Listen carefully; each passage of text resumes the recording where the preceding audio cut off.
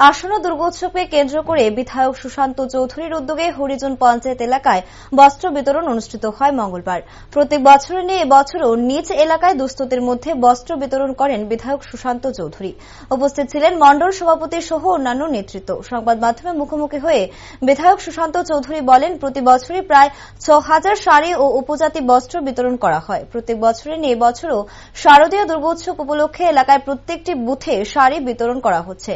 আগামী ২ থেকে ৩ দিনের মধ্যেই বস্ত্র বিতরণ অনুষ্ঠান সমাপ্ত হবে বলে জানান তিনি বলেন, এছাড়াও রাজ্যে যান দুর্ঘটনার মাত্রা প্রবলভাবে বৃদ্ধি পাচ্ছে।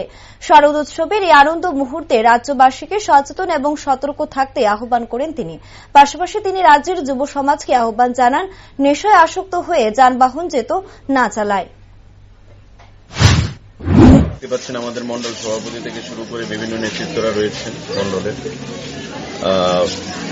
প্রায় ৬,০০০ শাড়ি এবং পাঁচরা উপজাতিদের পোশাক আমরা বিতরণ করি প্রতি বছর, এবং প্রতি বুথে ১০০টা করে শাড়ি এবং পাঁচরা আমরা বিতরণ করি। এবারও আমরা দীর্ঘদিন ধরেই শুরু করেছি এই প্রচেষ্টা পূজা উপলক্ষে, এবং প্রায় শেষ লগ্নে আমরা পৌঁছে গেছি। আগামী ২-৩ দিনের মধ্যে আমাদের এই কর্মসূচি সম্পন্ন হবে, পুজো শুরু হবে। তো আজকেই হরিজয় পঞ্চায়েতে আমরা সামিল হয়েছি। আপনারা দেখতে পাচ্ছেন এখানে শত শত মা বোনেরা উপস্থিত হয়েছেন শাড়ি এবং পাঁচরা গ্রহণ করার জন্য। এবং আমাদের এই সংগঠনের তরফ থেকে, আমার ব্যক্তিগত তরফ থেকে, এলাকার বিধায়ক হিসেবে প্রতিবারই আমরা চাই সবার মধ্যে আনন্দ উৎসবে, যারা অনেক মানুষ আছে যে আনন্দ উৎসবের মধ্যে শাড়ি কিনতে পারেন না বা নিজের পরিবারকে কোনো পোশাক আশাক প্রদান করতে পারেন না, বিশেষ করে তাদের পাশে আমরা দাঁড়াতে চাই, এবং এটা আমরা দীর্ঘ ৫-৬ বছর ধরে করে আসছি। আগামী দিনে আমাদের সেই করতে চাই। রাজ্যবাসীর জন্য কি মেসেজ থাকবে?